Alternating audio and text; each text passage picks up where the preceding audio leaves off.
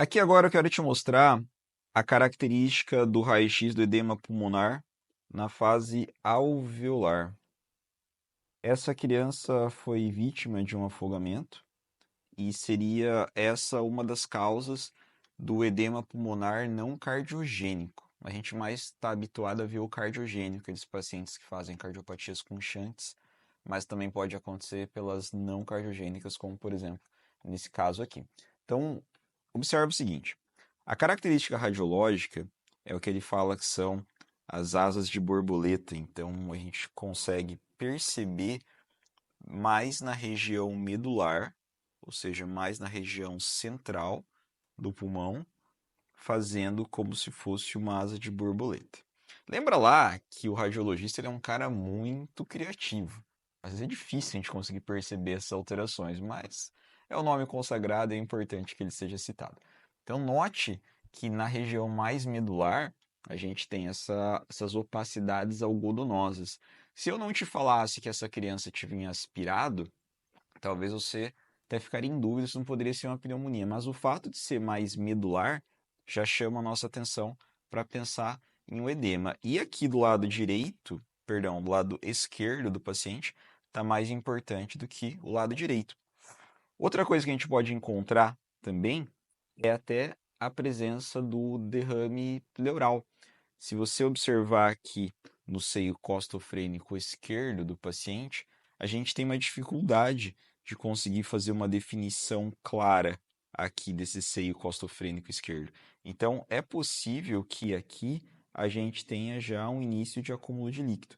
Até no raio-x anterior, até eu tinha te mostrado naquele que estava com uma fase intersticial, que ela já tinha um derrame pleural pequeno, já mostrando que estava indo para a fase alveolar. E uma coisa importante de você saber é que as duas fases elas podem coexistir, mas sempre tem essa tendência de evoluir da intersticial para alveolar, mas elas podem acontecer ao mesmo tempo. Então você poderia ter essas características aqui de opacidade algodonosa bem marcada e você ter também toda a reticulação.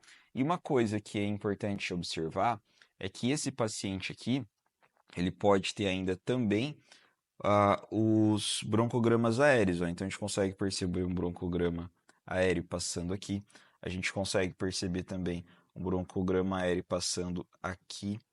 Então ele funciona como uma opacidade algodonosa consolidativa, né? Ó, aqui também, ó, vindo do broncograma aéreo, que são os alvéolos preenchidos, porém com os brônquios, bronquíolos pérvios de ar ainda.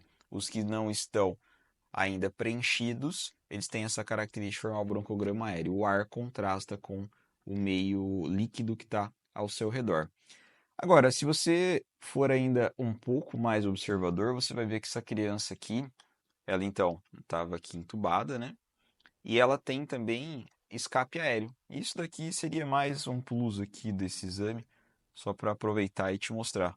Mas observa que ela tem no mínimo dois escapes aéreos aqui. O primeiro escape aéreo que tem é um pneumotórax. Olha o pneumotórax passando aqui, ó, no ápice pulmonar. Passa aqui. E tem pneumotórax também aqui. Note que todo o ápice pulmonar ele está bem escurecido, sem marca vascular. E há ainda também aqui a presença de um pneumomediastino, passando aqui, ó, fazendo o contorno bem marcado. Então é uma paciente que devia estar sob alta pressão no ventilador e acabou fazendo essas alterações. Então essas são as diferenças para reconhecer o que é um edema pulmonar na fase alveolar. E aí volta no vídeo anterior e compara com o edema pulmonar na fase intersticial. As características, quando você pegar um exame por si só, não vai diferenciar muito disso. Você tendo essas características em mente, te garanto que ajuda muito a você fazer o diagnóstico diferencial.